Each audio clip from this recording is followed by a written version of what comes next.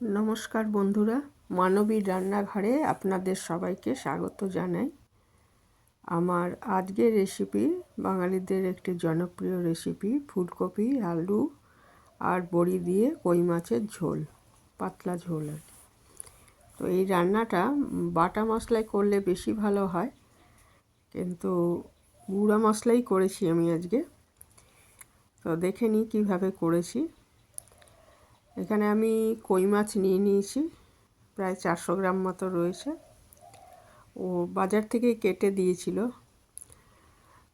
কই মাছ কাটা তো খুবই ঝামেলার, কারণ জ্যান্ত থাকে, এটা জিওল মাছ তো তো বাজার থেকে কাটিয়ে এনেছিলাম। তারপরে এটা ভালো করে ধুয়ে নুন হলুদ মাখিয়ে রেখেছি 10 মিনিট। আর এদিকে আমি একটা ফুলকপির অর্ধেকের একটু বেশি কেটে নিয়েছি, কেটে ধুয়ে রেখেছি।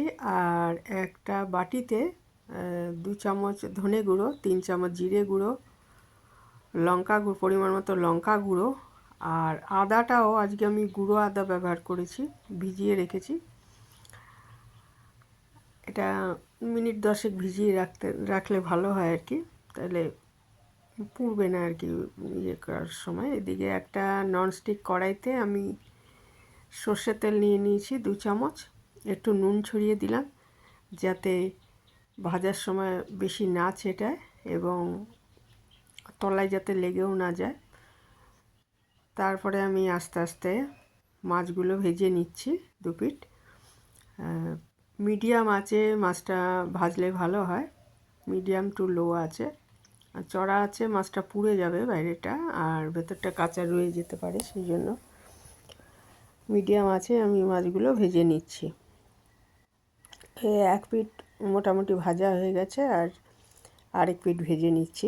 খুব কড়া করে না ভাজাই ভালো, তাহলে স্বাদ অনেকটা নষ্ট হয়ে যায় মাছের। মিডিয়াম ভেজেছি আর কি। এইভাবে আমি সমস্ত মাছগুলো আগে ভেজে নিচ্ছি। আর বন্ধুরা, কে কে কই মাছ খেতে ভালোবাসেন কমেন্টে জানাতে পারেন। আমার তো খুব ভালো লাগে এই মাছটা। জিওল মাছের মধ্যে এই মাছটাই আমার সবচেয়ে ভালো লাগে। শিঙি মাছ অতটা ভালো লাগে না। মাগুর মোটামুটি লাগে যদি দেশি মাগুর হয়। তারপরে আমি মাছগুলো ভেজে তোলার পর ওই অল্প তেল ছিল, ওতেই আমি আগে বড়িটা ভেজে নিচ্ছি। এই বড়িগুলো সবজি দেওয়া আর কি রয়েছে বড়ির মধ্যে, চাল কুমড়ো দেওয়া রয়েছে বড়ির মধ্যে, যাই হোক। তো এরকম সবজি দেওয়া বড়ি খেতে খুব ভালো লাগে। তারপরে আমি আরেকটু তেল দিয়ে কড়াইতে বড়িটা তুলে নিয়েছি ভেজে, আর আরেকটু তেল দিয়ে আগে ফুলকপিগুলো ভেজে নিচ্ছি। পরিমাণ মতো নুন আর হলুদ দিয়ে দিলাম। নুন আমি পরে যখন ব্যবহার করব আমাকে বুঝে করতে হবে, কারণ এখানে আমি 1 চামচের একটু কম নুন দিয়েছি, আর মাছেও নুন আছে। তাহলে পরবর্তীকালে নুন ব্যবহার করতে হলে আমার ঝোলটা একটু টেস্ট করে তারপর ব্যবহার করতে হবে আর কি নুনটা, না হলে বেশি হয়ে যাবে। তো আমি ভেজে নিচ্ছি এইভাবে। এটা তো ফুলকপি ভাজতে জানেনই তেল লাগে অনেক বেশি, তো এদিকে ভাজাটা হতে চায় না, সেই জন্য আমি একটু ঢেকে দিয়েছি। ঢেকে দিয়ে তারপরে একটু ভেজে নিচ্ছি ফুলকপিটা আগে।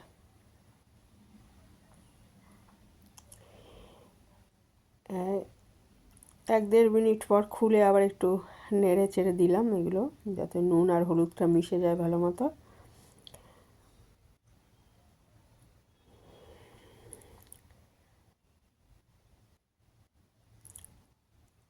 তারপরে আমি আবার এটা একটু ঢেকে আবার একটু ভেজে নিচ্ছি। মানে ঢাকলে কি হবে, জল একটু বেরিয়ে আসবে এবং সহজে এটা সেদ্ধ হয়ে যাবে আর কি। তারপরে আমি এটা তুলে রেখে ওর মধ্যে আরেকটু তেল দিয়ে, কড়াইতে আরেকটু তেল দিয়ে আলুগুলো ভেজে নেব আর কি। একটা বড় আলু কেটে রেখেছিলাম এর মধ্যে দেওয়ার জন্য। আমি তুলে নিয়েছি ফুলকপিটা নিয়ে ওই কড়াইতেই আরেকটু তেল দিয়ে আমি কেটে এবং ধুয়ে রাখা আলুগুলো ভেজে নিচ্ছি।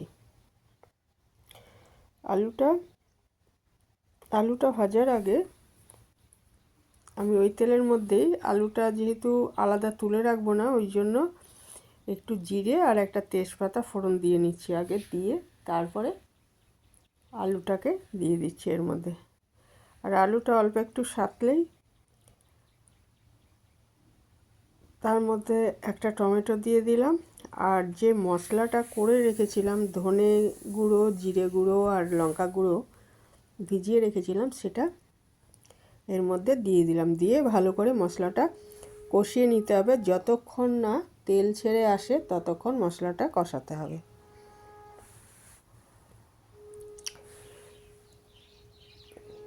তারপরে মশলাটা মোটামুটি কষানো হয়ে গেলে এর মধ্যে আমি ফুলকপিগুলো দিয়ে আবার একটু কষিয়ে নিচ্ছি। নিয়ে এর মধ্যে পরিমাণ মতো জল দিয়ে দেবো। আমি যেরকম ঝোল রাখতে চাই সেই হিসাবে আমাকে জলটা দিতে হবে। তো আমি এটা জল দিয়ে দিচ্ছি। যেরকম ঝোল খাবেন, এটা একটু পাতলা ঝোলই ভালো লাগে, তো সেই মতো আমি জল দিয়ে এটা ঢেকে দিলাম। এটা ভালো করে ফুটতে হবে ঝোলটা। আর আলু আর ফুলকপি অন্তত 3 ভাগ সেদ্ধ হয়ে গেছে এরকম অবস্থায় মাছগুলো দিয়ে দিতে হবে। মাছটা যেহেতু সিদ্ধ হবে, কাজে আলু ফুলকপি যদি আগেই পুরো সেদ্ধ হয়ে যায় তাহলে গলে যাবে। ওই জন্য মোটামুটি প্রায় 3 ভাগ সিদ্ধ হয়ে গেছে এরকম সময় আমি মাছগুলো দিয়ে দিলাম। দিয়ে আরও মিনিট 5 ফুটিয়ে নেব, 5-6 মিনিট ফুটিয়ে নেব ঢাকা দিয়ে। মাছ ভাজার সঙ্গে বড়ি ভাজাগুলো দিয়ে দিয়েছি, কারণ বড়িগুলো সেদ্ধ হবে। তো 5-6 মিনিট ফুটিয়ে নিলেই আমার 5-6 মিনিট পরে আমি ফিরে এসেছি, আমার তৈরি হয়ে গেছে কই মাছের ঝোল, ফুলকপি, আলু আর বড়ি দিয়ে। খুবই সুস্বাদু পদ একটা। আর শেষে আমি একটু ধনেপাতা ছড়িয়ে দিলাম। এটা শীতকালের একটা স্পেশাল রেসিপি বলা যায়, কারণ ফুলকপিটা অন্য সময় পাওয়া গেলেও এতটা টেস্ট থাকে না। তো ফুলকপি আর আলু দিয়ে এরকম কই মাছের ঝোল খুব ভালো লাগে খেতে গরম ভাতের সাথে। তো এই ছিল আজকে আমার সহজ রেসিপি। যারা এতক্ষণ দেখলেন তাদের অসংখ্য ধন্যবাদ।